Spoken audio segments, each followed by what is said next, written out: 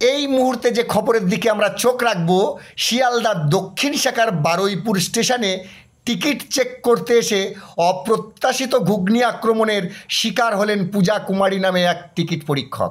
বলেন কি? ঘটনার সূত্রপাত যখন লেডিস কম্পার্টমেন্টে সাইদা বিবি ও তার সঙ্গী গরম ঘুগনি খেতে খেতে টিকিট দেখাতে গড়িমসি করছিলেন, হঠাৎই পূজার মুখে ছুঁড়ে মারলেন গরম ঘুগনি। ঘুগনির ঝাল গরম আর পুরো প্ল্যাটফর্মে হইচই, সব মিলিয়ে একেবারে সিনেমার কাহিনী। শেষমেশ আরপিএফ এসে শহীদা বিবিকে বারুইপুর জিআরপির হাতে তুলে দিলেন। আমার ভুল হয়েছে, ক্ষমা করে দেন। শহীদার দাবি সবটাই ভুলে হয়েছে, তবে পূজার দাবি শাস্তি চাই।